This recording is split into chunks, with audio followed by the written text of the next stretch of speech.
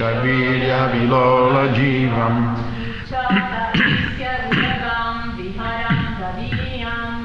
Chatayisya Uragam Viharam Radinyam Yat, one who, Vai, certainly, Vraje, at Vrindavan, Vrajapasun, the animals thereof, Vishatoya, poisoned water, Pitan, those who drank, Palan, the cowherd men, two, also, Ajivayat, brought to life, Anugrahadrishti, merciful glance, Vristya, by the showers of, Tat, that, Sudaye, for purification, Ati, exceedingly, Vishabirya, highly potent poison, Vilola, lurking, Jivam, one who has such a tongue, Uchatayisyat, severely punished, Uragam, unto the snake, Viharan, taking it as a pleasure, Radinyam, in the river. Translation. Then also when the cowherd boys and their animals drank the poisoned water of the river Jamuna, and after the Lord in his childhood revived them by his merciful glance, just to purify the water of the river Jamuna, he jumped into it as if playing and chastised the venomous Kaliya snake, which was lurking there, its tongue emitting waves of poison. Who can perform such Herculean tasks but the Supreme Lord? Translation, please repeat. Then also when the cowherd boys and their animals drank the poisoned water of the river Jamuna, and after the Lord in his childhood revived them by his merciful glance, just to purify the water of the river Jamuna, he jumped into it as if playing and chastised the venomous Kaliya snake, which was lurking there, its tongue emitting waves of poison. Who can perform such Herculean tasks but the Supreme Lord?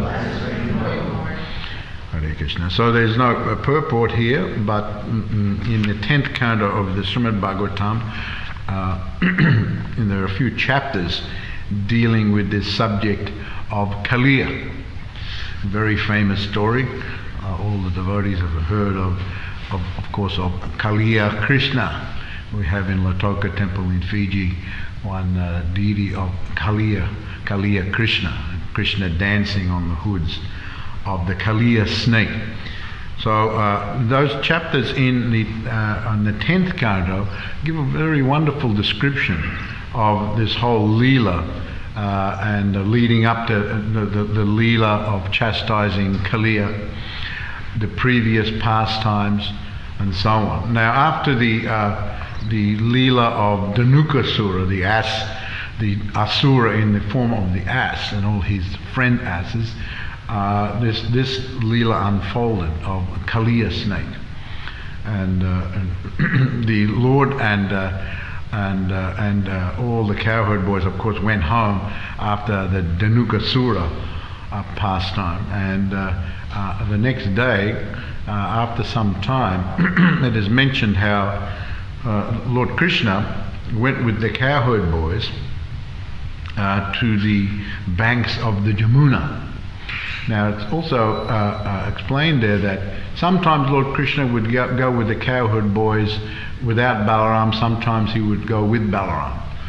And the Acharyas have commented like why Balaram wasn't immediately present at this particular point in time. Some say that it happened to be Lord Balaram's birthday and Mother Rohini was preparing Lord Balaram for his birthday and he stayed back that day. Others say it just so happened that sometimes Krishna went without Balaram. And this particular day he went without Balaram because Krishna knew the whole situation with Kaliya snake.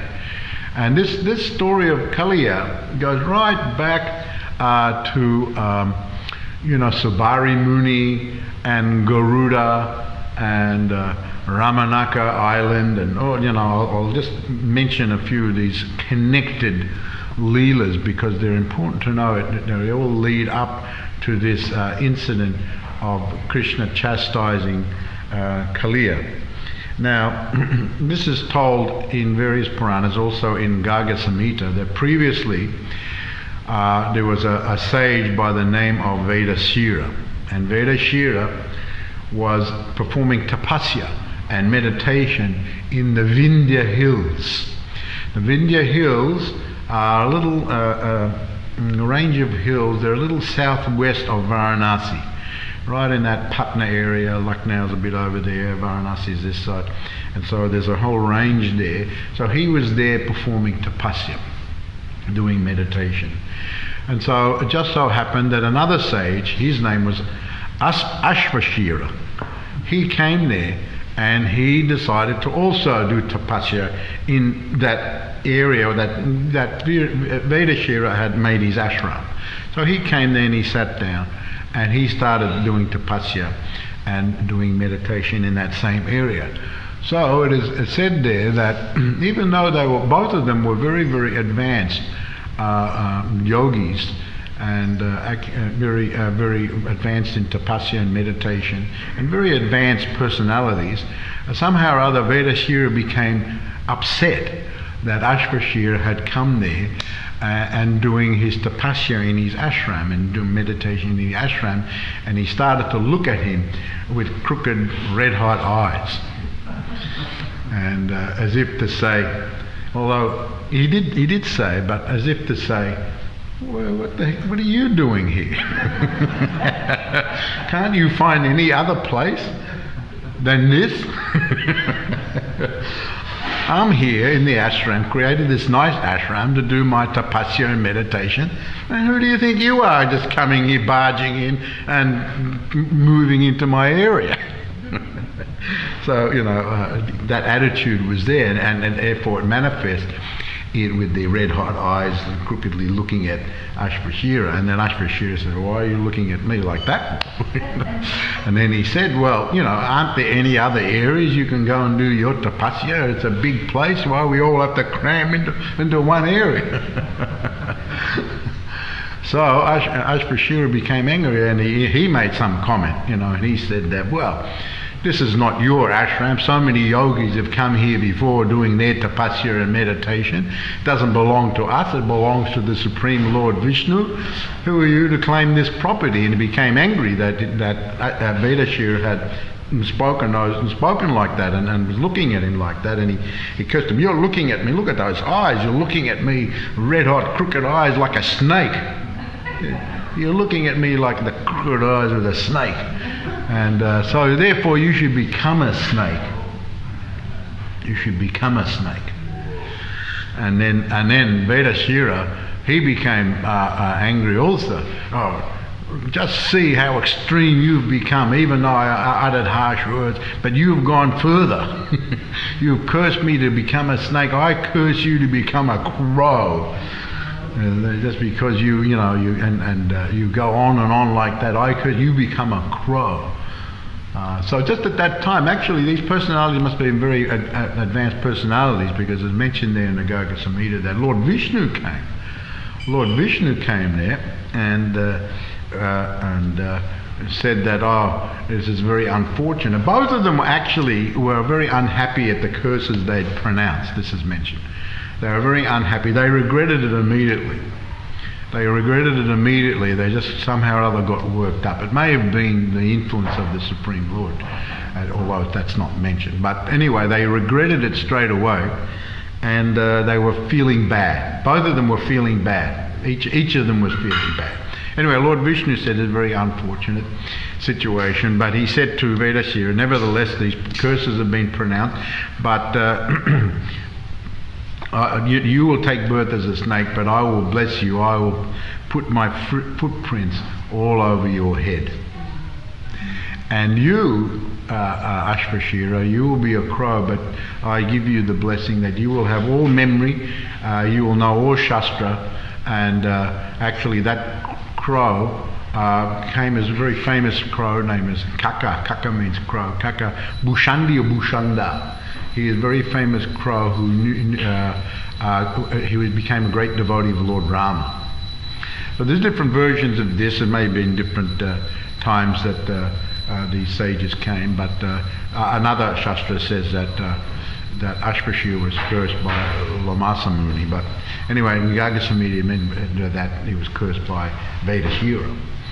Anyway, so he became a crow, and that crow is very famous for being the great devotee of Lord Rama, and he is also very famous for reciting Ramayana to Garuda. Garuda saw this crow and he was very fascinated. Sometimes this Bhushandi is depicted as a crow, a very saintly crow, and who tells he's always a great devotee of Lord Rama. He recited Ramayana to Garuda, who was very fascinated that a crow like that could be such an elevated personality. So he told his story and then he recited Ramayana. Anyway, so Vedashira, he came as Kaliya, and he took birth. Now this goes back that Daksha, who was one of the sons of Brahma, he gave some of his daughters, I think 13 daughters, to Kashyapa Muni in marriage. And one of those daughters, her name was Kadru. Another one was Vinata. And so Kadru, there was a bit of rivalry between these two wives, as explained, Kadru and Vinata, and both of them wanted to have very powerful children. And Kadru, she gave birth to 100 snakes. Her birth that she laid eggs and gave birth to 100 snakes. And the chief of those snakes was Anantasesha. Anantasesha, who, of course, he's in the eternal expansion of the Supreme Personality of God, but these personalities appear in the world in different ways. So she gave Anantasesha, but one of them was also Kaliya. He was one of the younger ones, Kaliya. And Vinata, Vinata gave birth to two sons. Actually, Kadru's sons took birth first, so Vinata was a little disappointed, and she broke one of the eggs prematurely, and he was not fully formed, and he was upset. He became Aruna, and he became the chariot driver of the sun god. And the other one was Garuda. So Aruna and Garuda were the sons of Vinata. And Garuda was very, very powerful. He's the eternal Vihana of Lord Vishnu, although he appeared in that particular way, Garuda. So he was very, very powerful, the eagle carrier of Vishnu. Of course, at that time he wasn't yet the eagle carrier. There's another Leela where he became the eagle carrier of Vishnu, where he met Lord Vishnu one time when he was taking some nectar to the snakes. There was some to get release of his mother from slavery to Kadru. That's a whole other Leela. But anyway, so I met Vishnu, and there was some exchange there, and he became the carrier of Lord Vishnu. But now Lord Brahma actually ordered all the snakes to disperse. He was unhappy that the snakes became very poisonous, and he dispersed. He asked them to disperse, and some of them went. Many of them went to different places. They all dispersed, and some went to Patala Loka, and some went to the other lokas, and there was one island that was created by in the ocean, salt ocean, called Ramanaka, and it was given by Brahma for the other snakes. And Kaliya went there with many other snakes to that island, Ramanaka Island. It's a Dvipa. Now some say, of course, say that Fiji is that island, although in one description it is mentioned that is in another Vasha. There's Bharat Vasha, and there's many Dvipas there, and it's actually that that island is beyond a certain mountain range and it's in another Varsha. Others say differently, so I don't know exactly. But in Fiji they say, you know, what's that town called at the back there? We visited one time, where that temple is to the snake god. They give him another name, but they say Kalia is there. Kalia went there. That's Ramanaka Island. The Fijian islands are Ramanaka Islands. They say like that. That Kalia is there. That's where he went. But that he was living there. But many snakes lived there. And but also it's part of one of these varshas, one of these heavenly varshas.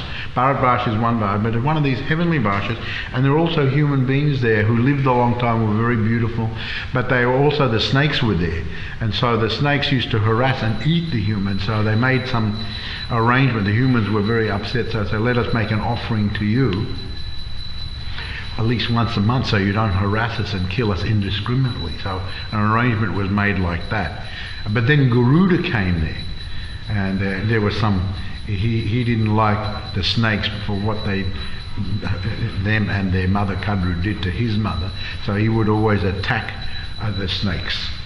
And Prabhupada used to sometimes say, he said, Garuda, he is not vegetarian. He is an eagle. He has to eat the meat. And he likes snakes and he likes fish. He likes snakes and fish. So anyway, he would eat the snakes, but then the snakes, they became upset. And so they said, you know, rather than killing us indiscriminately, can we just make, you know, some arrangement where we make an offering to you once a month? So Garuda accepted that. And actually it is mentioned they took the offering that the humans gave to them and gave it to Garuda, and also one snake had to be there as well. There were many offerings, you know, different things, but there had to be one snake. So this was going on, and that was working, and Garuda was satisfied with that. But Kali, when it came, now each snake had a turn to make the arrangement. When it came time to Kalia getting the arrangement to offer Garuda, he apparently he became very puffed up for his accumulated poison and power, and he said, why should I give anything to this Garuda? Who does he think he is? Even if he tries to come and chastise me, I will kill him. I'll bite him and kill him. So he not only didn't give it, he went there where the sacrifices were put and just ate everything himself. And there was a snake, he ate the snake as well. Snakes are also carnivorous, they eat their own kind. So he ate the snake as well. And so Garuda learnt about that, and he was very angry. He came there to punish and kill Kalia. So there's a very nice description as given of the fight between Kalia and Garuda. And it went on for a long time. And Kalia is very powerful. It's described Kalia had 1,000 hoods. 1,000 hoods. The description, he's like a cobra. A cobra. We're very familiar here, New Govardhana in Australia, with many different types of snakes, but we don't have cobras over here, thank God. But we have a lot of other snakes. We don't have the cobra, but Kalia is described as a cobra, but with many hoods. I don't think you see cobras with many hoods, although I read one time that there was one cobra that had 3 heads one time. They say it was an abnormal birth, but you know, it had 3 heads. But anyway, Kalia had, and he was biting biting Garuda, and Garuda was grabbed Kalia with his talons and flung Kalia far distant, but then Kalia would rear up again and spit poison at him and come after him. But then Garuda had enough, and he became so angry he just pushed him down, almost killed him. But Kalia got away, and he started running away from Garuda, and he could fly. Now you have to remember that these snakes were not ordinary; they were celestial beings, and so they came from the heavenly planets. All those snakes, some of them went to Patala, some of them different Talata. They went to different planetary systems, and these ones that were living at Kali was living at Ramanaka Island, and so they were heavenly snakes. They're not ordinary snakes. It is said all snakes come from the original snakes, those snakes. But anyway, so Kaliya, to escape Garuda, was flying all over the universe. And he went to the different planet. He went to the lower planetary systems to take shelter of his brother snakes, but they didn't want to know about him. They didn't want Garuda there. And so then he went to the different planetary systems. He went higher and higher, but Garuda was just flying, following him everywhere. And then finally he went to Anantasesha, who was holding up the planetary systems. There's a whole other story of how Anantasesha was. He was asked by the Supreme Personality Buddha to hold up the Bhuloka planetary systems on his hoods. And he said, how long do I have to do it? And then Krishna said to him that, well, with all your hoods and mouths, you chant my glories, and then when you come to the end of chanting my glories, then you can put down the Bhuloka planet. So Anantasesha agreed to that, but still he hasn't come to the end. He's still holding up the Bhuloka. Anyway, so Kaliya went to Anantasesha. So Anantasesha was the one that told him where to go. He said that actually, a long time ago there was a Muni, Subari Muni, who was doing tapasya. He decided, because he was doing tapasya outside and he was getting a little disturbed by this and that and the other, so he decided to go in the Jamuna under the water. And he was a yogi, so he just didn't breathe. He stopped his breathing and he was under the water doing tapasya. But at that time Garuda came there and was eating the fish, so he warned Garuda not to do it, because he was compassionate towards the fish. But Garuda was just hungry, and he came back again. So then he cursed him. He cursed Garuda that if you ever come here again, you'll die. You'll just fall down dead and die. So Garuda, although very powerful, he's what's called a Pashada. He's an associate of Lord Vishnu, Vishnu Tattva. And so actually, Subari Muni, it's mentioned by the Acharyas that he committed offence. You don't try to curse someone who's a superior personality for whatever reason. So he committed offence against Garuda. But Garuda honoured it and didn't come back there. And so, but Subari Muni later on, he said, because of that offence, cursing him to die also, he fell down from his position. He saw some fish. He saw the king of the fish mating with one of his wives, and he became agitated, came out from his meditation and married 100 daughters of the emperor of Mathura, King Mandata. And so then he became a Grihastha and lived a long time as a Grihastha, married to the 100 daughters. So anyway, after a while he went back to his meditation. So that's another story. But so Anantasesha told him about that Garuda, there's one place, Anantasesha told him that actually there's no place you can go to get free from Garuda. There's no place in the universe. Garuda, no one escapes Garuda. So there's no place, but there is this one place that he doesn't go. And so that is that in Vrindavan, in the Jamuna, there's one area, more kind of parallel, part of the Jamuna, but a little bit parallel, that Guru doesn't go there. That's where Subari Muni was. So go there. So Kaliya went there, and that's how he happened to be at that place. So this is described in the 10th Canto as being very large lake. In some places the description is 8 miles wide. 8 miles wide. And so very, very big. And Kaliya went there, and he built a palace there. With the, as mentioned in the 10th Canto, he built a palace there by the use of one siddhi that he had of making solid objects out of water. Solid objects out of water. He built a palace where he lived there with his wives. And not only that, but there were many snakes also came there and were living in holes along the bank of that lake. Kaliya's venom was so powerful that it created vapors and a fog, like a continuous permanent fog over this lake. and everything died. Even the birds that flew overhead fell down dead, breathing in the poisonous vapors from the lake. So it was like a continuous fog, and it said for even going beyond the area of the lake, all the grass, the trees, all died because of the poison there. Many other poisonous snakes were living there also. So now there was one tree though, the Kadamba tree, that hadn't died, and some say it was because Garuda had previously put some nectar there that it didn't die, and that was the tree that Krishna jumped off.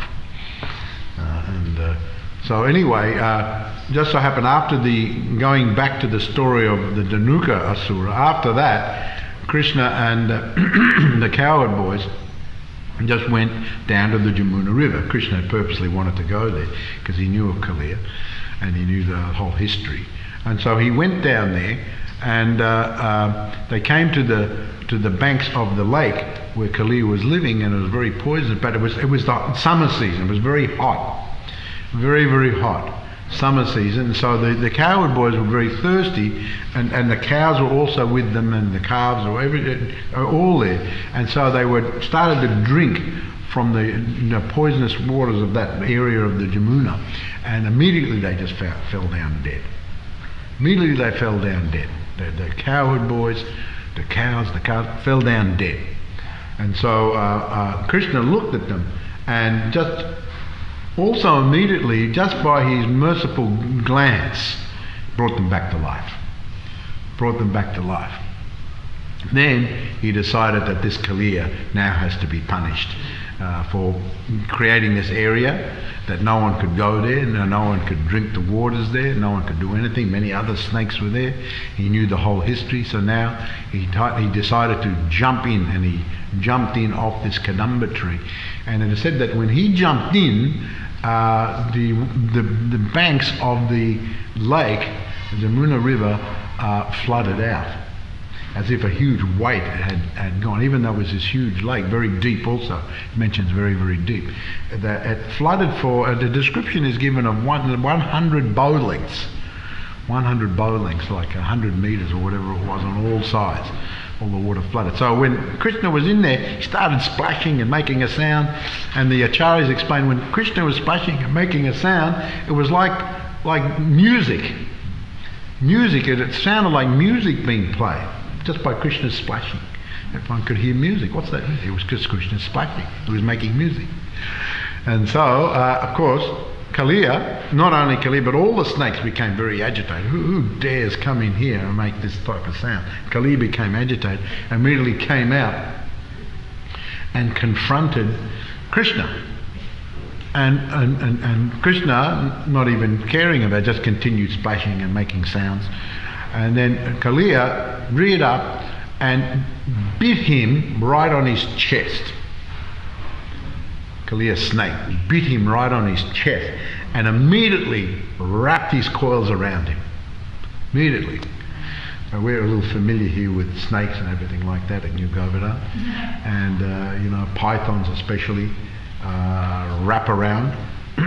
Cobras, they have a tendency to bite with, they're very venomous. They bite with poison, inject poison, and then they wrap around, coil around, and squeeze also. They do the two. They bite. Many pythons aren't venomous, and they just wrap around and squeeze you to death.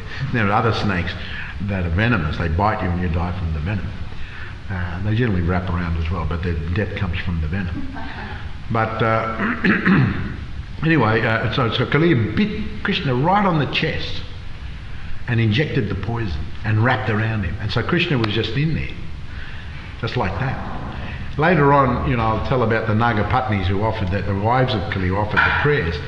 They were very amazed that their husband Kaliya had such good fortune, because they were great devotees of Krishna. They actually thought, how fortunate is our husband, he's wrapping around the Supreme Personality of Godhead. That's what they thought. They got some real mercy there. So anyway, so Krishna just stayed in there for a while. Meanwhile, there was all these omens came, like meteors falling and like dark clouds, thunder, lightning. So there's all these omens. So then the cowherd men, Yanda, Mother Jasoda, they knew that something was wrong. So they thought that Krishna may be in trouble. So they followed Krishna's footprints. Now, interestingly, Sanatana Goswami comments that generally Krishna's footprints, everyone could tell Krishna's footprints, because they were marked with the conch and all the symbols of Krishna's footprint. And no one touched them. No one touched them because they knew these are Krishna's footprints. Even the cows, they didn't. Normally the cows and all the animals would run over and they would be gone. The footprints would be gone after a little while. But they didn't even disturb them because these are Krishna's footprints. So they just followed Krishna's footprints from the house where they went out that day. And they went right down to the Jamuna, and they saw the scene. The cowherd boys were there. Mother Jasoda just was in total anxiety. This is a very nice description. Nanda Maharaj, Balaram had also accompanied them down. Because Balaram said he was smiling because he just knew it was Krishna.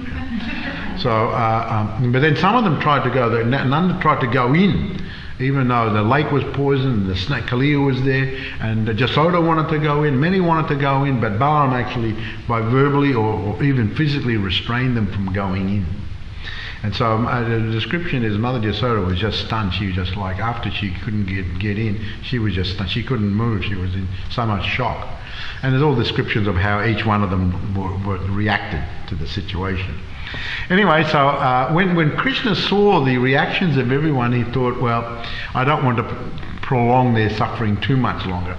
So then it's mentioned that he was there for a couple of hours, just kind of feeling quite snug in the coils.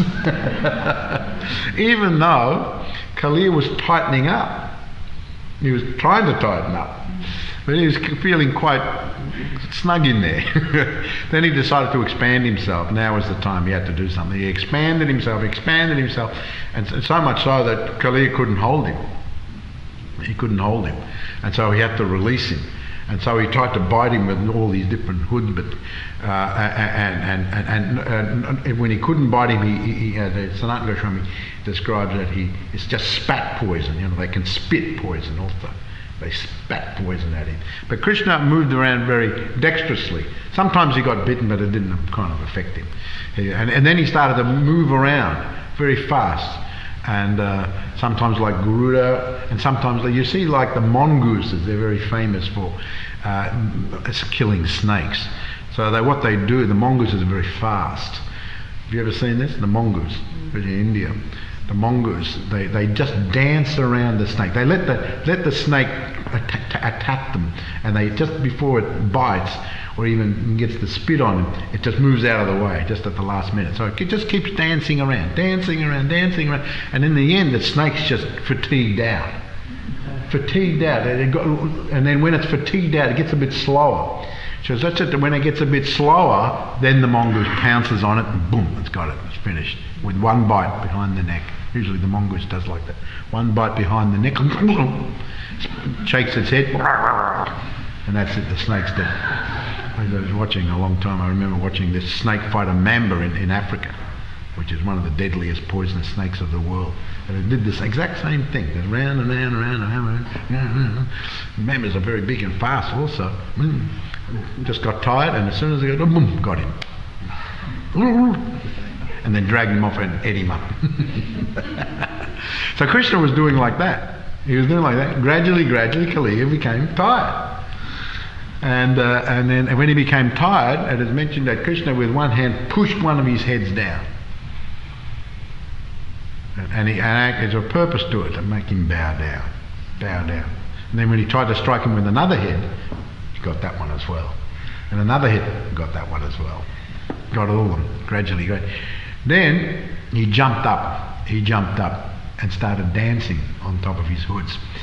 When Kalia tried to attack him with another head, because imagine one head's enough in a snake. Imagine all these heads coming out. When another head, Krishna was so fast at dancing and just jumped from one head to the other. When another head tried to come up, Krishna pushed it down and jumped on it and started dancing. And all the denizens from the heavens saw all this, and they came then, the Gandharvas, and they decided to accompany the Lord with music and instruments. He's doing a nice thing. There was a certain, raga and style to Krishna's dancing. And Krishna was just dancing away on all the hoods, gradually. Kaliya was trying to spit poison at him, bite him with poison, and he got so tired and dancing harder and harder. And in the end, he stopped. He just ran out of poison. He ran out of poison. The stock of poison was gone. He started vomiting up blood. Started vomiting up blood. So then the Nagapatnis were there. They were seeing the whole thing, and they were thinking, actually, they were always chastising their husband for being so demoniac. And they were devotees. But then they were actually, the Acharyas comment that they were actually observing the face of their husband, and they saw that at one point he actually surrendered to Krishna. He actually surrendered. So then when they saw he actually surrendered, now he's become a devotee. He's now at the point of being a devotee. So then when they came there, hurriedly came there, he began to offer prayers to Krishna. And so when they were offering prayers, Krishna stopped, and then he got down and then accepted the prayers. They were very nice description. They're very wonderful prayers. Very wonderful prayers. Nagapatnis were praying the prayers of the Nagapatnis.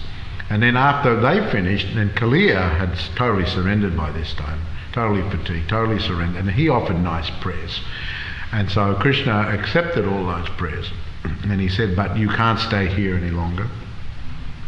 You have to go, and all the snakes here have to go, because that you're poisoning the whole area, and the cows, and everyone wants to come here and drink the water, and the trees and the grass and everything. So you have to go back to Ramanaka Island and take all your family and take all these snakes with you. So this was a very nice story of Kaliya Krishna. Hare Krishna, very famous story, of course. So Krishna is he's celebrated as Kaliya, not Kaliya Krishna. So Kaliya is said that he's still living in Ramanaka Island with his wives. They live for. He lives for a long time. I think I seem to remember reading there was a certain time that he goes back to his former position, but he's still living there now as Kaliya's servant. Jai Kaliya Krishna ki Jai, Kaliya ki Jai. Hare Krishna. Do we maybe have time? Of course, Bhaktivinoda Thakur gives a summary of all these different pastimes of Krishna killing these demons, and how they represent different anartas, and you can read them, and the Dhanuka and the Trinavata, Putana, and they represent different anartas, and the Kaliya represents the envy, conceit, like that. And so when Krishna's killing, Kaliya kills these anartas. Yeah. 5 minutes? Oh, they're a little bit late. Okay, so we've got 5 minutes. Very fortuitous there.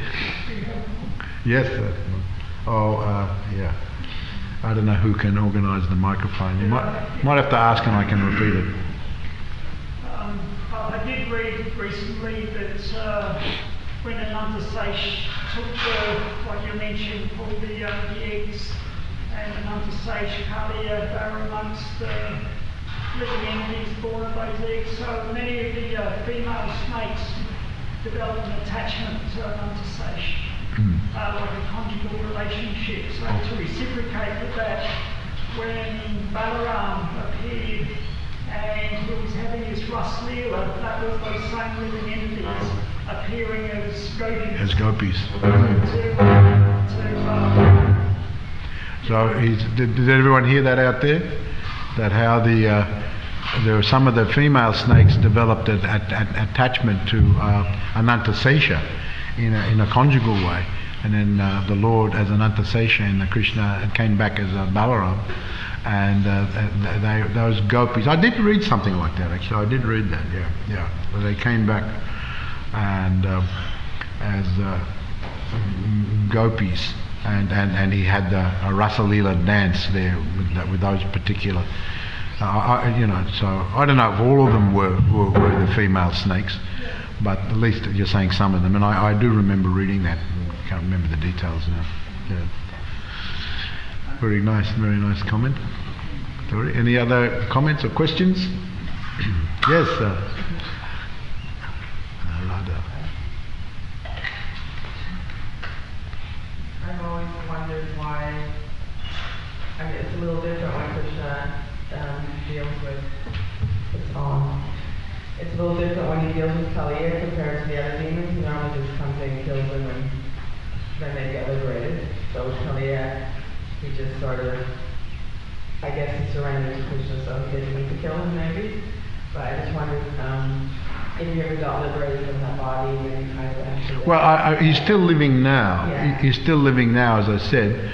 And, I did read, I can't remember now off the top of my head, but there is a time, it could be the end of Kali Yuga, I'm not sure, but when he gets liberated to his former position, or being embraced by Krishna, he's got a very special, whether he goes back to Veda Shira or he goes back and has an intimate relationship with Krishna. He was enveloped Krishna for a few hours like that. So I think whatever his situation is in the future. I haven't read exactly, but because he's still living in it. Well, his body is blessed. He's trapped in Krishna, so yeah, he doesn't need to give it up that quick.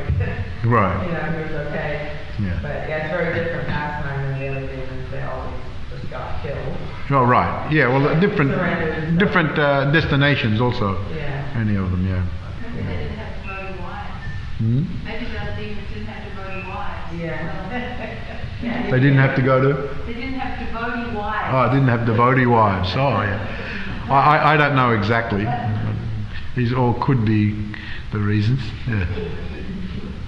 The main point about that is that Kaliya is not a demon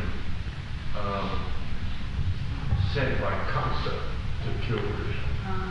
All the other demons are all associates of Kamsa, and Kamsa sent them specifically to kill Krishna. Whereas, as you said, the whole backstory of this Leela is very different. He's not commissioned by Kamsa to go and kill Krishna. He's living, there as a result of all the other points you made about what happened with Garuda. And Krishna intervenes in that. And he aggravates Kaliya. It's not that Kaliya is stalking Krishna to kill him. Kaliya is just living his life there. And Krishna arranges to take all the Kaura's boys down there. All of that happens, and then Krishna aggravates him. Yeah, so there's a slight distinction there. The others came to attack Krishna and then try to kill him. Of course, it didn't take long for Kaliya to try to kill Krishna. But he didn't initiate it, at least. He wasn't commissioned by Kamsa to do it. Right, yeah. Okay. Final question. So, you mentioned that Krishna, Anantashesha asked Krishna how long do I have to carry the... Oh, yeah. Then we hear also that Lord Vishnu lays on Anantashesha, so is that an expansion of the Anantashesha he's holding? What was that first one? That Lord Vishnu? Anantashesha is holding the universes on his head. Yeah. And you're only, you can put him down when he finishes the... Reciting his glories. But we also hear that Lord Vishnu lays on Anantashesha. Yeah, well, there must be different expansions of Anantashesha. As far as down at well, I mean, even though he lays down, but his hoods go high. I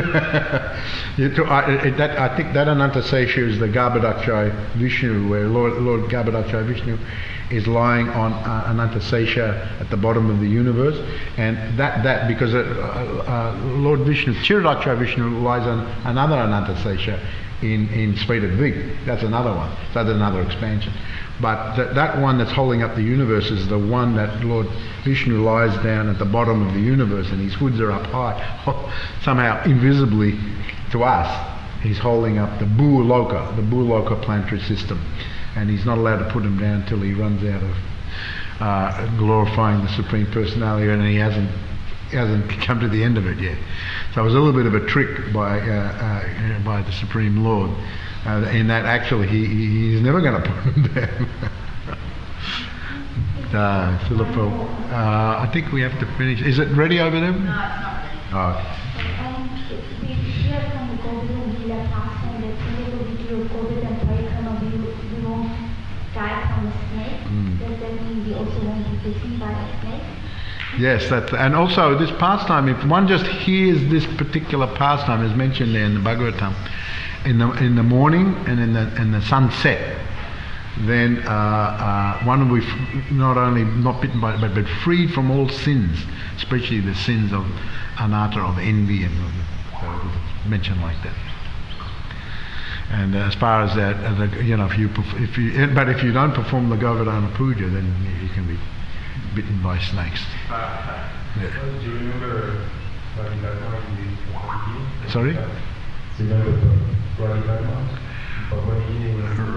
Radhikatma. Oh yeah, Radhikatma, yeah. What about him? Remember when he was living there, they were digging gold mine and they found the Oh, in Papua New Guinea. Yeah. Yeah, that was in the gold mine. Picture of it, yeah, it's full of computers. Right. Yeah, he tried to. What was the deity again? It was Kaliya Krishna. Oh, it was Kaliya Krishna. Dancing on Kaliya. Right. There was this is from Papua New Guinea that there's a gold mine there, and they were digging down. They found this, and he tried to get it, but they wouldn't give it to him. I don't know where it ended up, but there was a deity of Kaliya Krishna up there. Right. So they at some point maybe they were worshipping Kaliya Krishna there. So maybe all those islands, Papua New Guinea. Although, as I said, I read that actually it's in another Varsha. That Ramanakadweep is in another Varsha, but who knows exactly. Jai Srila Prabhupada ki Jai, Gol Premanandi, Hari Hari Bol.